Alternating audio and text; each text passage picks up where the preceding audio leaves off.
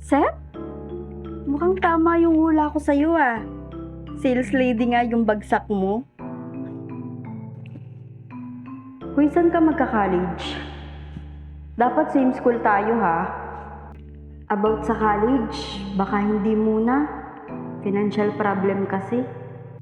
Really? Hindi ka magka-college?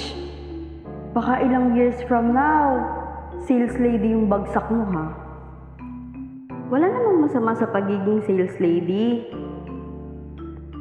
Tsaka wala naman ako magagawa kung di talaga afford mag-college, diba? Kaya work muna talaga. Paano ba yan? Mukhang iintayin ko na lang yung araw na pagbebentahan mo ko. O kaya yung tipong susundan-sundan mo ako sa store ng mall. Good luck na lang din sa college life mo. Good luck din, my future sales lady.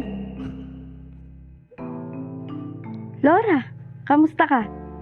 Anong ginagawa mo dito? Interview ko kasi sa store na to as manager.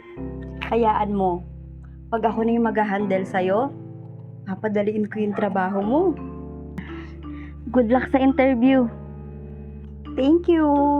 O paano? Pupunta na ako sa office ha. Galingan mo sa pag-aayos ng mga items. Tsaka sa pag-a-assist ng mga customer. Ma'am, ako na po dyan. Tapos na po ako mag-break time. Salamat po. Pasensya na ha. Hindi ko naman kasi alam na a-absent yung kasamahan mo. Mag-isa ka tuloy ngayon.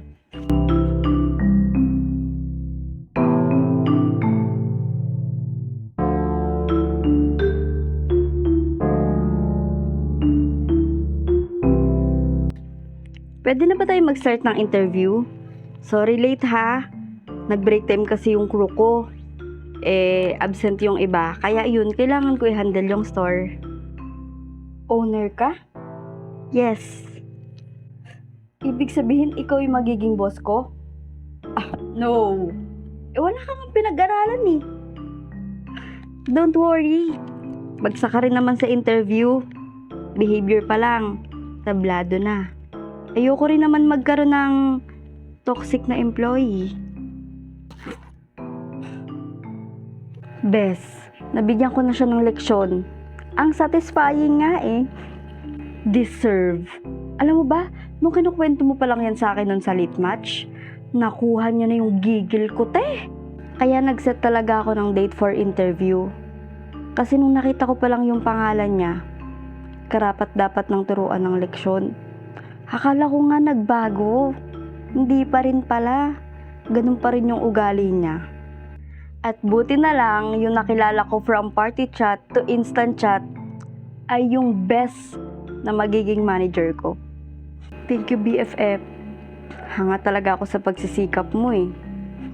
Kaya deserve mo kung ano yung tinatamasa mo ngayon. Best friend na, best manager pa. Thank you sa offer mong work. Love you! See you tomorrow.